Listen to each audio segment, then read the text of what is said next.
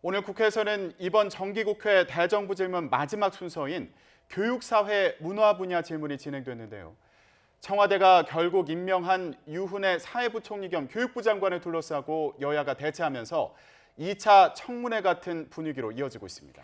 이 과정에서 고성이 오가는 건 물론이고 여야 간의 실랑이도 벌어졌습니다. 네, 국회로 가보겠습니다. 조태현 기자. 네, 국회입니다.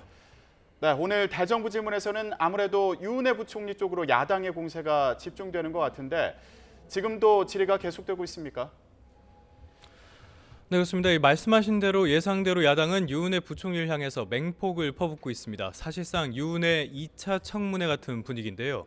자유한국당 의원들은 유 부총리가 전문성 부족은 물론이고 위장 전입 등으로 도덕성에도 치명적인 문제가 있다면서 지금까지도 공세를 이어가고 있습니다. 그러면서 야당의 반대를 국민의 여론으로 볼 수 없다는 청와대 대변인의 설명을 들어 청와대와 정부의 인식에 문제가 크다고 강조했습니다.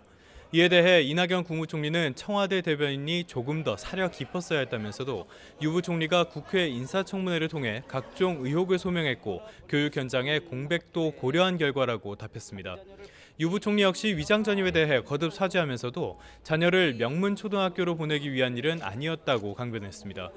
이번 대정부 질문에서는 유 부총리의 차기 총선 출마 문제를 두고도 신경전이 상당히 이어졌는데요. 직접 관련 질의 내용 들어보시죠.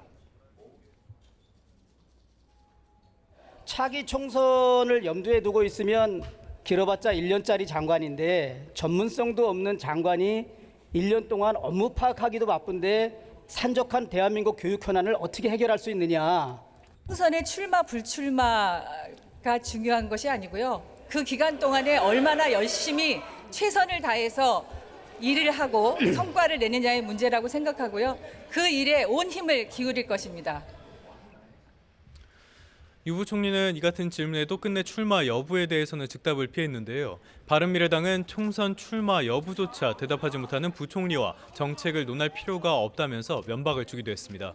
반면 더불어민주당은 유 부총리가 이미 충분한 검증을 받았다며 국가 정책을 논해야 할 대정부 질문에서 검증이 끝난 부분을 정쟁거리로 삼아서는 안 된다고 엄호했습니다. 전현희 의원의 질의 내용 들어보시죠. 대정부 질문에서 국가 정책을 논해야 되는 이 자리에서 이미 검증이 끝난 부분에 대해서 정쟁거리로 문제를 삼는 것은 저는 국회의 도리가 아니다 생각을 합니다.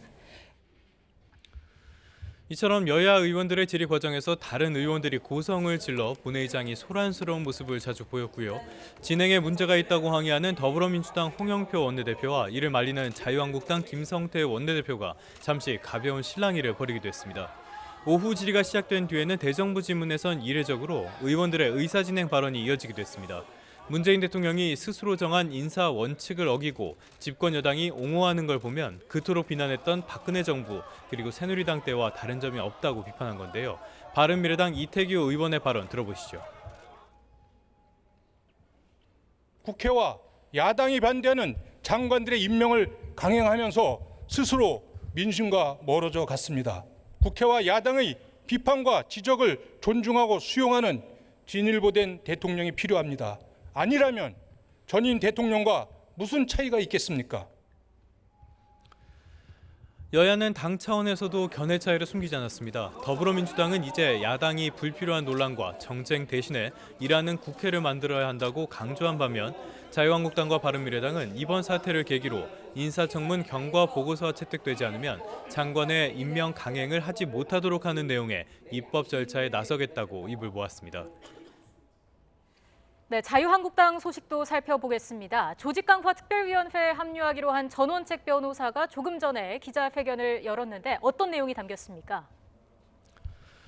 네, 조금 전에 저희 라이브로도 보내드렸는데요. 이 보수 논객으로 유명한 전원책 변호사가 조금 전에 국회에서 기자 간담회를 열었습니다. 내용은 조직강화 특별위원회 합류를 공식적으로 발표하는 내용이었는데요. 전 변호사는 지금까지 현실 정치와는 거리를 두었지만 안보와 경제 그리고 사회 갈등 등의 측면에서 대한민국 특히 보수가 절박한 입장에 처했다며 보수를 돕기 위해서 설득에 응하게 됐다고 말했습니다. 모두 7명으로 구성되는 조강특위는 앞으로 인적 쇄신 작업에 집중하게 됐는데요. 위원장인 김용태 사무총장 등 당내 인사 3명과 전원책 변호사를 포함한 외부 인사 4명으로 구성됩니다. 전 변호사가 선임의 전권을 쥔 가운데 남성 2명 그리고 여성 1명으로 일단 위원 구성은 마무리된 상태입니다. 다만 전 변호사는 오늘 간담회에서 명단을 밝히지 않았습니다. 생각의 방향을 맞춘 다음에 다음 주쯤 이 내용 발표하겠다고 설명했습니다. 한국당은 애초 지난 1일 사고 당협위원회 22곳을 제외한 전국 당협위원장 231명 전원을 일괄 사퇴하도록 한 뒤 조강특위를 통해 당협 심사에 나선다는 방침이었습니다. 하지만 조강특위 위원 구성이 지연되면서 전체 일정도 다소 연기된 상황입니다. 일단 한국당은 당 혁신 측면에선 전 변호사 그리고 외부 위원들에게 전권을 부여한다는 방침인데요. 이에 따라서 그동안 지지부진했던 인적 쇄신이 본격적인 신호탄을 쏘아 올린 것이 아니냐는 전망이 나오고 있습니다. 지금까지 국회에서 YTN 조태현입니다.